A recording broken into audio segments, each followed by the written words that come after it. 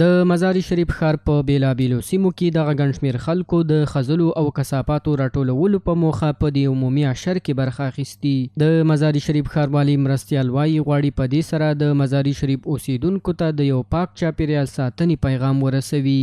فینا تقریبا 200 نفر رضاکارانه شهروندای عزیز آماده شدن و به خاطر پاکسازی شهر کارگیران داره. شما میبینید انشالله الرحمن یک امر طبیعی است که پاکی و صفایی جزئی ایمان هستند و الحمدلله کاران جریان دارند.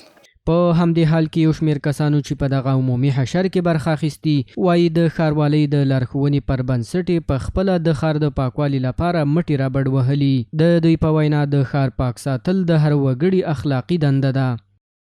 آمدیم که همکاری کنیم. شهر ما خانه ما بالاخره به تنهایی نه شهروالی میتونه این شهر پاک کنه، نه آمر صاحب نایب میتونه.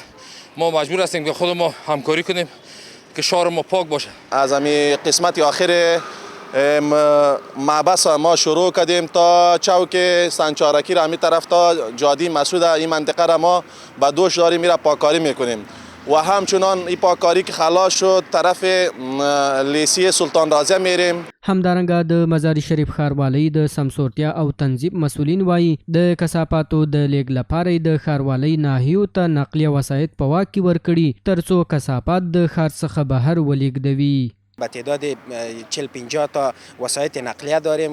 کوشش میکنیم که از شهر انتقال بدیم زباله را. د یادونې وړ ده د خځلو په تشولو کې د وګړو بېپامي د ښار د ککړتیا اصلي لامل دی چې اوس یې د مزار شریف ښاروالۍ د پاکوالي لپاره عمومي عشر ترسره کړ.